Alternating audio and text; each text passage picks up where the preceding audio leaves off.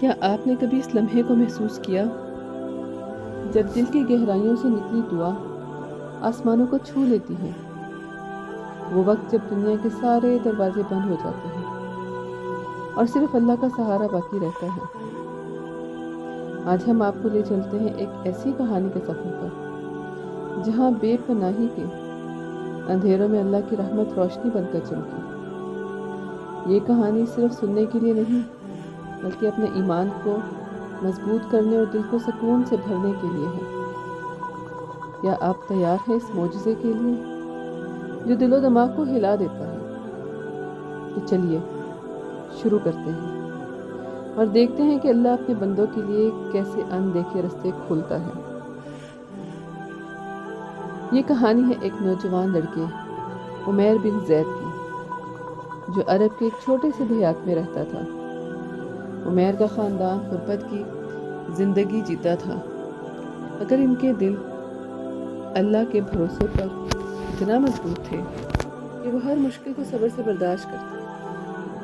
عمیر کے والد ایک کسان تھے جو دن بھر کھیتوں میں محنت کرتے اور رات کو اپنے بچوں کو قرآن کی آیات اور رسول اللہ صلی اللہ علیہ وسلم کی حدیثوں کے سبق دیتے۔ عمیر کے دل میں اپنے والد کا یہی سبق گہرا اتر گیا تھا کہ اللہ پر توکل کرو، وہ کبھی اپنے بندوں کو تنہا نہیں چھوڑتا۔ قرآن پاک میں اللہ تعالیٰ نے فرمایا ہے سورۃ طلاق کی آیت نمبر 65 میں، جو اللہ سے ڈرتا ہے اللہ اس کے لیے نکلنے کا راستہ بناتا ہے اور اسے وہاں سے رزق دیتا ہے جہاں سے اسے گمان بھی نہیں ہوتا۔ عمیر کی زندگی سادہ مگر ایمان سے بھرپور تھی۔ وہ صبح سویرے اٹھتا، اپنے والد کے ساتھ کھیتوں میں کام کرتا اور شام کو اپنی چھوٹی بہن عائشہ کو قرآن پاک پڑھاتا۔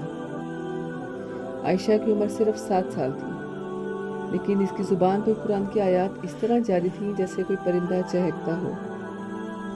عمیر کی ماں جو ایک نیک دل عورت تھی، ہر رات اپنے بچوں کو اللہ کی رحمت کی کہانیاں سناتی۔ وہ کہتی، جب بھی تمہارا دل تنگ ہو اللہ سے مانگو، کیونکہ وہ ہر پکار سنتا ہے۔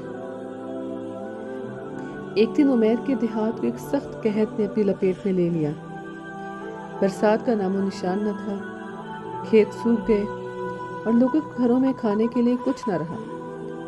عمیر کے گھر میں بھی حالات اتنے خراب ہو گئے کہ ان کے پاس صرف ایک دن کا کھانا بچا تھا۔ عائشہ بھوک سے رو رہی تھی اور عمیر کی ماں اسے دلاسا دے رہی تھی۔ عمیر نے اپنی ماں کے چہرے پر پریشانی دیکھی مگر وہ خود خاموش رہا۔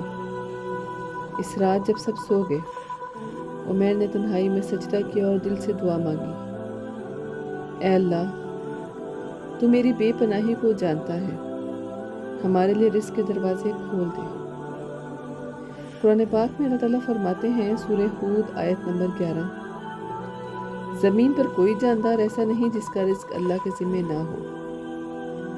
صبح جب عمیر اٹھا تو اس کے گھر کے دروازے پر ایک تھیلا رکھا ہوا تھا جس میں کھانے کا سامان، کپڑے اور کچھ پیسے تھے۔ عمیر کی آنکھوں میں آنسو آ گئے کیونکہ اسے یقین تھا کہ یہ اللہ کی رحمت تھی۔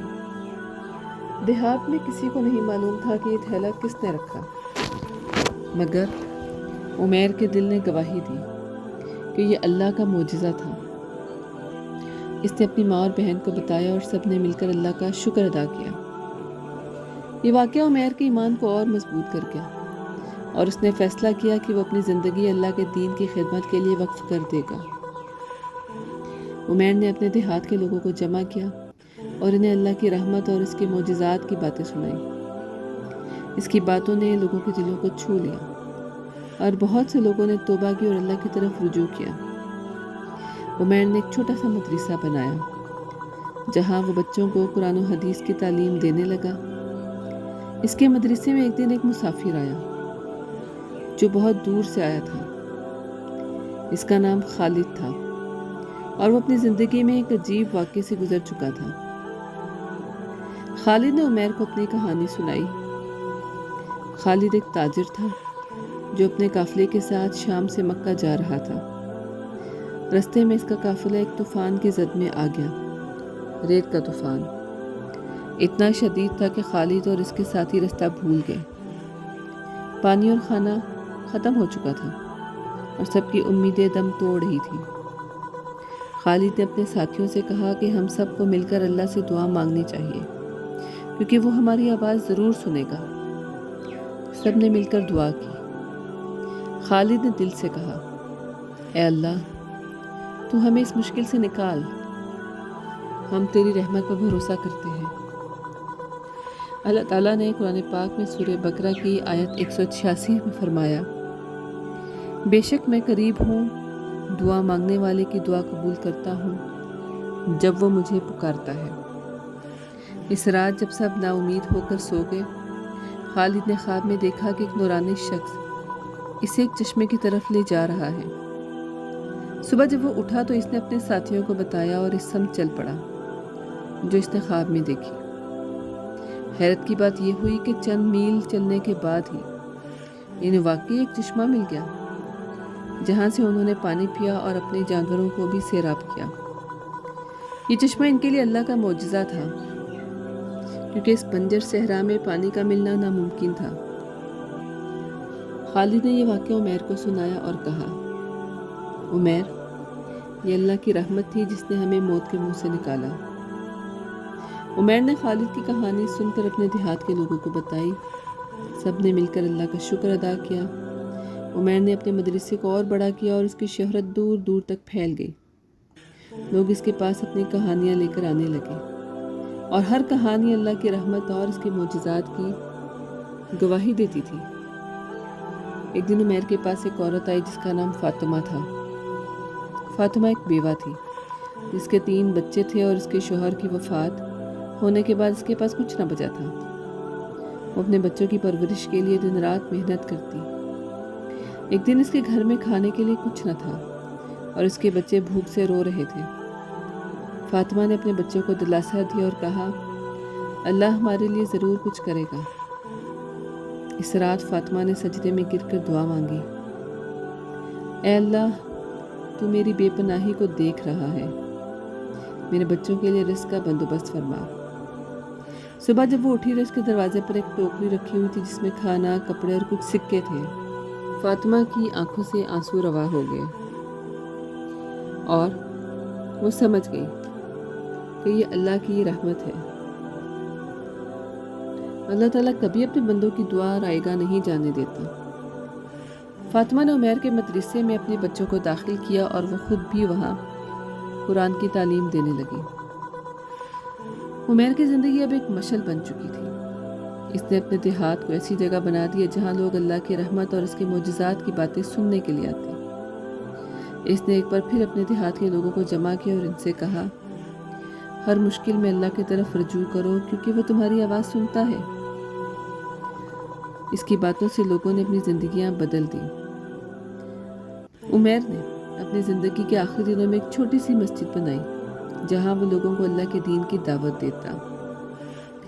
ایک دن جب عمیر بیمار پڑ گیا تو اس نے دیہات کے لوگوں سے کہا کہ سب اس کے لیے دعائیں مانگیں۔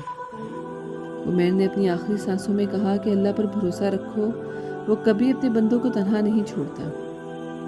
اس کی وفات کے بعد اس کا مدرسہ اور مسجد اس کی یاد میں چلتی رہی اور لوگ آج تک اس کی کہانی سن کر اپنے ایمان کو مضبوط کرتے ہیں۔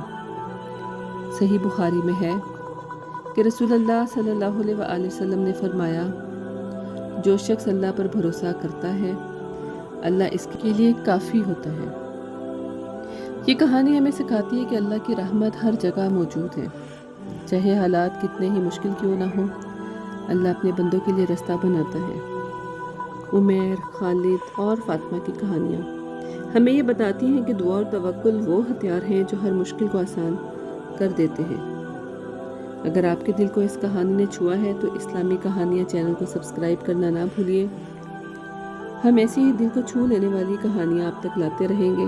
اپنے دوستوں اور گھر والوں کے ساتھ اس کہانی کو شیئر کیجیے تاکہ وہ بھی اللہ کے معجزات سے روشناس ہو سکے۔ کمنٹ میں بتائیے کہ آپ کو یہ کہانی کیسی لگی، اور اگر آپ کے پاس کوئی خاص کہانی ہے تو ہمیں ضرور بتائیں۔ اسلامی کہانیوں کے ساتھ جڑے رہیے اور اللہ کی رحمت کے سفر میں شامل ہوئیے۔ شکریہ۔